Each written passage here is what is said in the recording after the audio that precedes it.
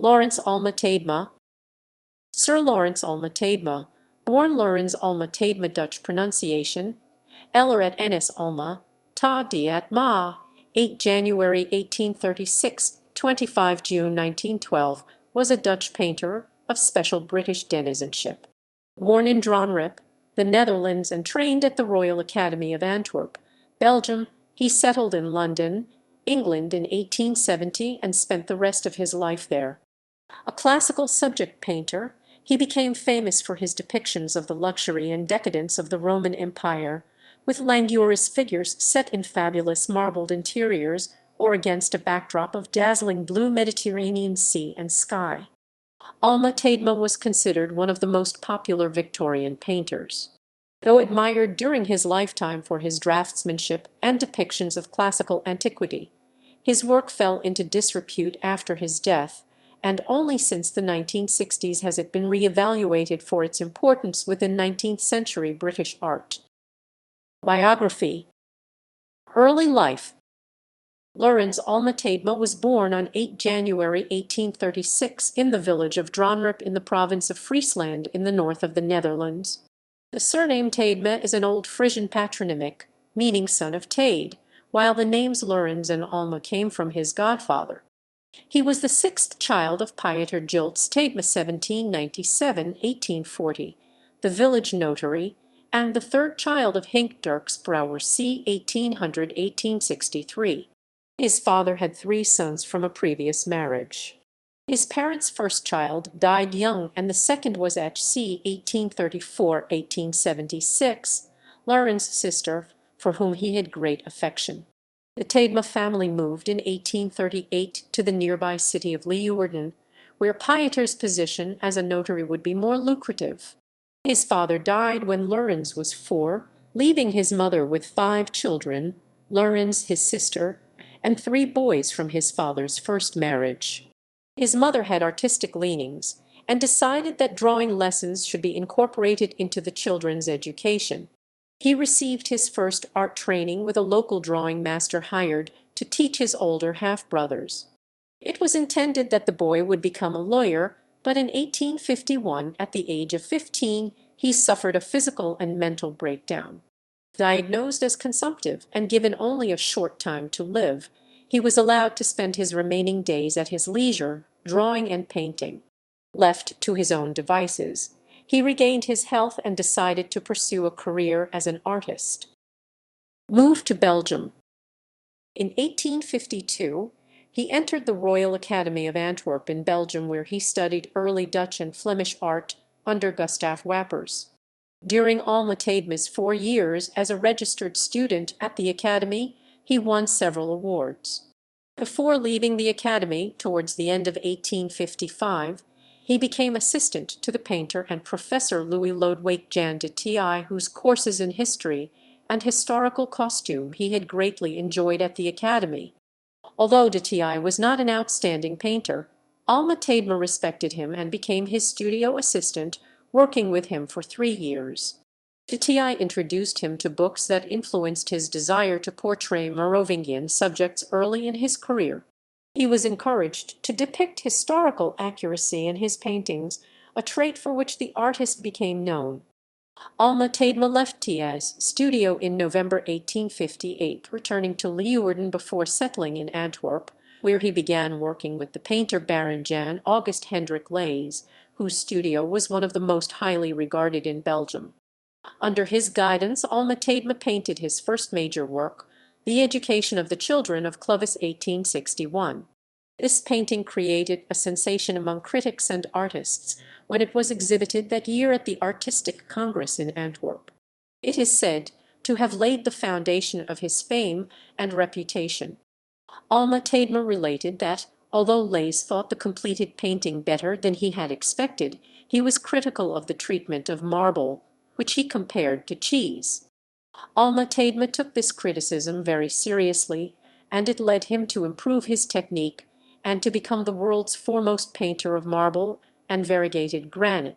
Despite any reproaches from his master, The Education of the Children of Clovis was well received by critics and artists alike, and was eventually purchased and subsequently given to King Leopold of Belgium. In 1860 he befriended the Anglo-Dutch Dronryp family of artists in Utrecht. In 1862 he made pencil drawings of Mrs. Cornelia Dronryp and one of her sons Thomas Hendrik, whose brothers were the painters Pieter Cornelis Dronryp and Cornelis Christian Dronryp. Early works. Merovingian themes were the painter's favorite subject up to the mid-1860s. However, Merovingian subjects did not have a wide international appeal, so he switched to themes of life in ancient Egypt, which were more popular. In 1862, Alma Tadema left Leys's studio and started his own career, establishing himself as a significant classical subject European artist. 1863 was to alter the course of Alma Tadema's personal and professional life. On 3 January his invalid mother died, and on 24 September he was married, in Antwerp City Hall, to Marie Pauline Gresson Dumoulin de Boisgerard, the daughter of Eugene Gresson Dumoulin, a French journalist living near Brussels. Nothing is known of their meeting and little of Pauline herself, as Alma Tadema never spoke about her after her death in 1869. Her image appears in a number of oils, though he painted her portrait only 3 times, the most notable appearing in My Studio 1867. The couple had 3 children. Their eldest and only son lived only a few months, dying of smallpox. Their 2 daughters, Lawrence 1864-1940 and Anna 1867-1943, both had artistic leanings, the former in literature, the latter in art. Neither would marry. Alma Tadema and his wife spent their honeymoon in Florence, Rome, Naples, and Pompeii. This, his first visit to Italy, developed his interest in depicting the life of ancient Greece and Rome, especially the latter, since he found new inspiration in the ruins of Pompeii, which fascinated him and would inspire much of his work in the coming decades.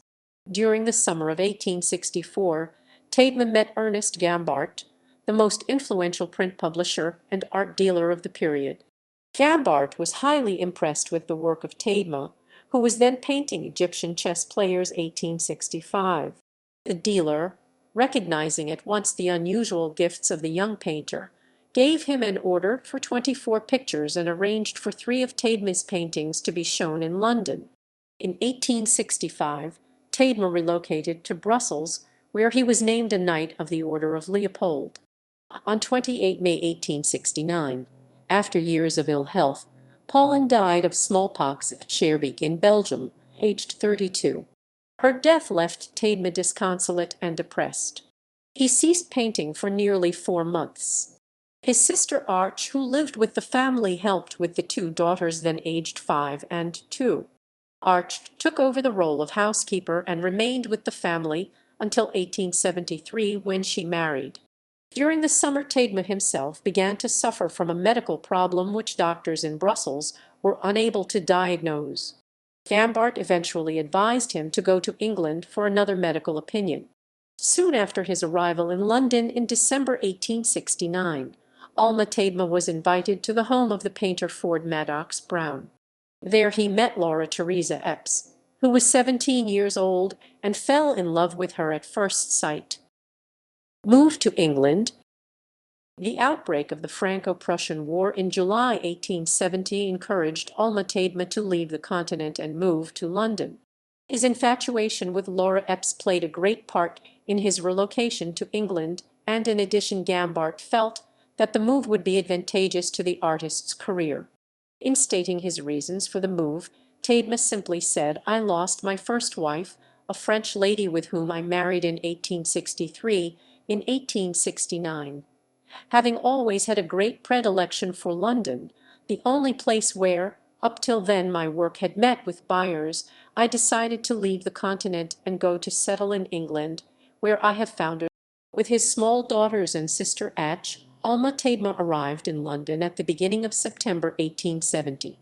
The painter wasted no time in contacting Laura, and it was arranged that he would give her painting lessons.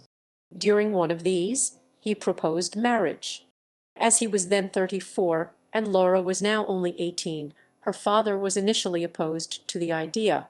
Dr. Epps finally agreed on the condition that they should wait until they knew each other better. They married in July 1871. Laura, under her married name, also won a high reputation as an artist, and appears in numerous of Alma-Tadema's canvases after their marriage, The Women of Amphis 1887 being a notable example. This second marriage was enduring and happy, though childless, and Laura became stepmother to Anna and Lawrence. Anna became a painter and Lawrence became a novelist. In England he initially adopted the name Lawrence Alma-Tadema instead of Lourens Alma Tadema, and later used the more English spelling Lawrence for his forename. He also incorporated Alma into his surname so that he appeared at the beginning of exhibition catalogues under a rather than under T. He did not actually hyphenate his last name, but it was done by others, and this has since become the convention. Victorian painter. After his arrival in England, where he was to spend the rest of his life, Alma-Tadema's career was one of continued success. He became one of the most famous and highly paid artists of his time, acknowledged and rewarded. By 1871, he had met and befriended most of the major pre-Raphaelite painters, and it was in part due to their influence that the artist brightened his palette, varied his hues, and lightened his brushwork. In 1872, Alma-Tadema organized his paintings into an identification system by including an opus number under his signature and assigning his earlier pictures numbers as well. Portrait of My Sister, Arch, painted in 1851, is numbered opus I, while 2 months before his death he completed preparations in the Colosseum, opus CCCCVI. Such a system made it more difficult for fakes to be passed off as originals. In 1873 Queen Victoria, in council by letters patent, made Alma-Tadema and his wife what are still up to the present time the last British denizens created. The legal process has theoretically not yet been abolished. In the previous year he and his wife made a journey on the continent that lasted 5.5 months and took them through Brussels, Germany, and Italy. In Italy, Alma-Tadema was able to take in the ancient ruins again. This time he purchased several photographs, mostly of the ruins, which began his immense collection of folios with archival material used in the completion of future paintings. In January 1876, he rented a studio in Rome. The family returned to London in April, visiting the Parisian salon on their way back. In London he regularly met with fellow artist Émile Fuchs. Among the most important of his pictures during this period was an audience at Agrippa's 1876, when an admirer of the painting offered to pay a substantial sum for a painting with a similar theme. Alma-Tadema simply turned the emperor around to show him leaving in after the audience. On 19 June 1879, Alma-Tadema was made a Royal Academician, his most personally important award. 3 years later, a major retrospective of his entire oeuvre was organized at the Grosvenor Gallery in London, including 185 of his pictures. In 1883 he returned to Rome and most notably Pompeii, where further excavations had taken place since his last visit. He spent a significant amount of time studying the site, going there daily. These excursions gave him an ample source of subject matter as he began to further his knowledge of daily Roman life. At times, however, he integrated so many objects into his paintings that some said they resembled museum catalogues. One of his most famous paintings is the Roses of Heliogabalus 1888, based on an episode from the life of the debauched Roman Emperor Elagabalus Heliogabalus. The painting depicts the emperor suffocating his guests at an orgy under a cascade of rose petals. The blossoms depicted were sent weekly to the artist's London studio from the French Riviera for 4 months during the winter of 1887–1888. Among Alma-Tadema's works of this period are An Earthly Paradise 1891, Unconscious Rivals 1893, Spring 1894, The Colosseum 1896, and The Baths of Caracalla 1899. Although Alma-Tadema's fame rests on his paintings set in antiquity, he also painted portraits, landscapes, and watercolors, and made some etchings himself, although many more were made of his paintings. Personality. For all the quiet charm and erudition of his paintings, Alma-Tadema himself preserved a youthful sense of mischief. He was childlike in his practical jokes and in his sudden bursts of bad temper, which could as suddenly subside into an engaging smile. In his personal life, Alma-Tadema was an extrovert and had a remarkably warm personality. He had most of the characteristics of a child, coupled with the traits of a consummate professional. A perfectionist, he remained in all respects a diligent, if somewhat obsessive and pedantic worker. He was an excellent businessman and one of the wealthiest artists of the 19th century. Alma-Tadema was as firm in money matters as he was with the quality of his work. As a man, Lawrence Alma-Tadema was a robust, fun-loving, and rather portly gentleman. There was not a hint of the delicate artist about him. He was a cheerful lover of wine, women, and parties. Later years. Alma-Tadema's output decreased with time, partly on account of health, but also because of his obsession with decorating his new home. Nevertheless, he continued to exhibit throughout the 1880s and into the next decade, receiving a plentiful amount of accolades along the way, including the Medal of Honor at the Paris Exposition Universelle of 1889, election to an honorary membership of the Oxford University Dramatic Society in 1890, and the Great Gold Medal at the in 1899.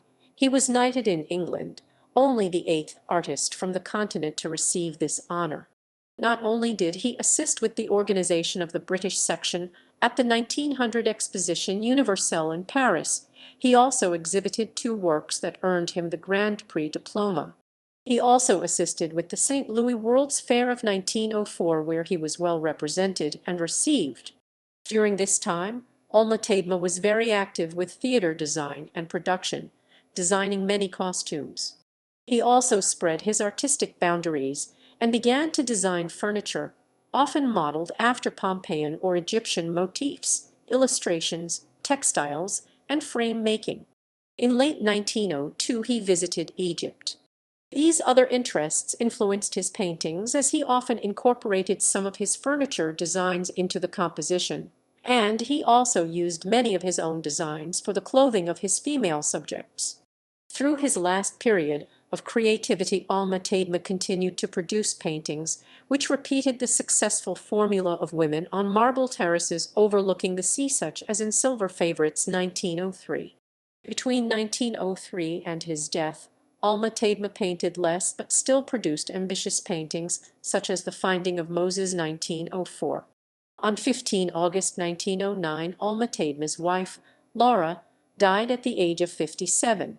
The grief-stricken widower outlived his second wife by less than 3 years.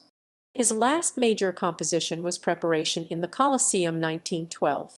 In the summer of 1912, Alma-Tadema was accompanied by his daughter Anna to Kaiserhof Spa, Wiesbaden, Germany, where he was to undergo treatment for ulceration of the stomach.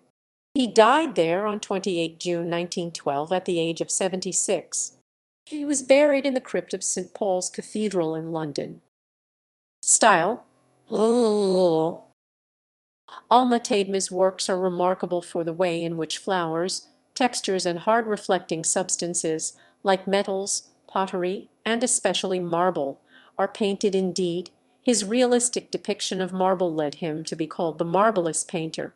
His work shows much of the fine execution and brilliant color of the old Dutch masters. From early in his career, Alma-Tadema was particularly concerned with architectural accuracy, often including objects that he would see at museums such as the British Museum in London in his works. He also read many books and took many images from them. He amassed an enormous number of photographs from ancient sites in Italy, which he used to achieve the most precise accuracy in the detail of his compositions. Alma-Tadema was a perfectionist. He worked assiduously to make the most of his paintings, often repeatedly reworking parts of paintings before he found them satisfactory to his own high standards. One story relates that one of his paintings was rejected, and instead of keeping it, he gave the canvas to a maid who used it as her table cover. He was sensitive to every detail and architectural line of his paintings, as well as the settings he was depicting. For many of the objects in his paintings he would depict what was in front of him, using fresh flowers imported from across the continent and even from Africa, rushing to finish the paintings before the flowers died.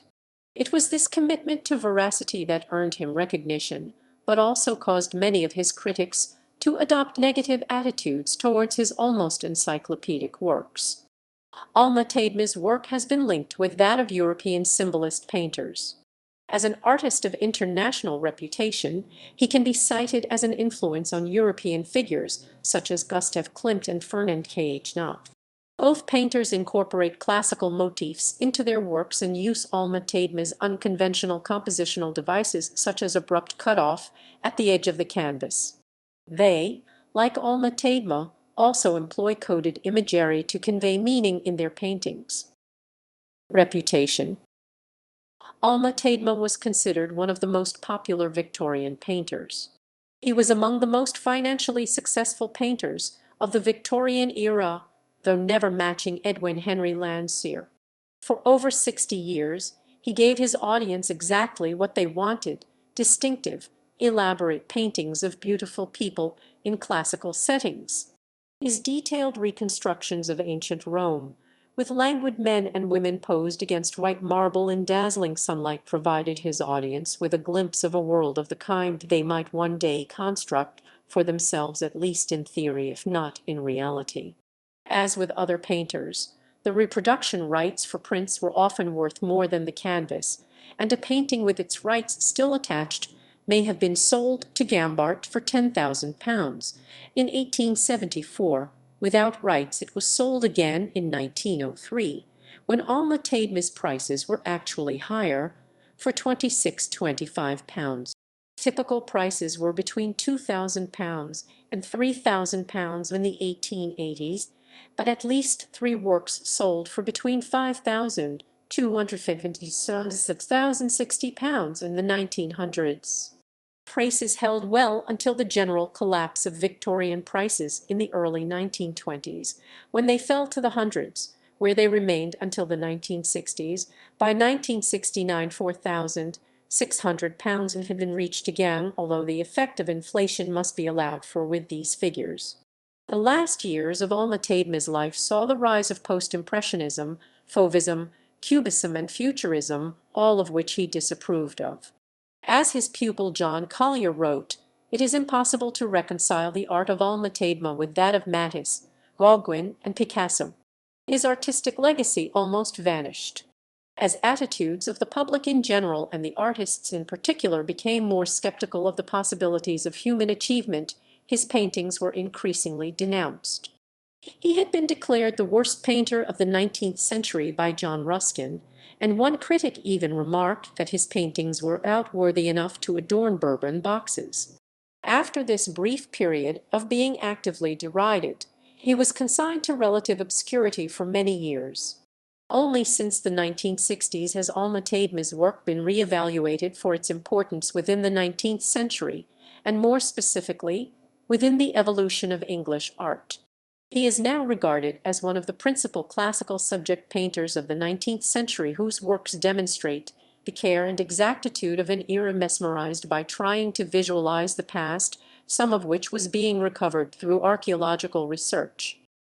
Alma-Tadema's meticulous archaeological research, including research into Roman architecture, led to his paintings being used as source material by Hollywood directors in their vision of the ancient world for films such as D.W. Griffith's ~Itaľurəns (1916), Ben-Hur (1926), Cleopatra (1934), and most notably, indeed, Jess Lasky Jr., the co-writer on the Ten Commandments, described how the director would customarily spread out prints of Alma-Tadema paintings to indicate to his set designers the look he wanted to achieve. The designers of the Oscar-winning Roman epic Gladiator used the paintings of Alma-Tadema as a central source of inspiration. Alma-Tadema's paintings were also the inspiration for the design of the interior of Cair Paravel Castle in the 2005 film The Chronicles of Narnia, The Lion, the Witch, and the Wardrobe. In 1962, New York art dealer Robert Isaacson mounted the first show of Alma Tadema's work in 50 years. By the late 1960s, the revival of interest in Victorian painting gained impetus, and a number of well-attended exhibitions were held. Alan Funt, the creator and host of the American version of the television show Candid Camera, was a collector of Alma Tadema paintings at a time when the artist's reputation in the 20th century was at its nadir. In a relatively few years, he bought 35 works, about 10% of Alma Tadema's output. After Funt was robbed by his accountant, who subsequently committed suicide, he was forced to sell his collection at Sotheby's in London in November 1973. From this sale, the interest in Alma Tadema was reawakened. In 1960, the Newman Gallery firstly tried to sell, then give away without success one of his most celebrated works, The Finding of Moses 1904. The initial purchaser had paid £5,250 for it on its completion, and subsequent sales were for £861. In 1935, £265. On 4 November 2010, it was sold for $35,922,500 to an undisclosed bidder at Sotheby's, New York, a new record both for an Alma Tadema work and for a Victorian painting. On 5 May 2011, the Meeting of Antony and Cleopatra 41 BC was sold at the same auction house for $29.02 million. Alma Tadema's The Tepidarium 1881 is included in the 2006 book 1001 Paintings You Must See Before You Die. Julian Tuhers, keeper of art galleries at National Museums Liverpool, describes it as an exquisitely painted picture, which carries a strong erotic charge, rare for a Victorian painting of the nude. A blue plaque unveiled in 1975 commemorates Alma Tadema at 44 Grove End Road. Archives. The Cadbury Research Library at the University of Birmingham holds several archive collections relating to Alma Tadema, including letters, artwork, and photography. Gallery. References and sources.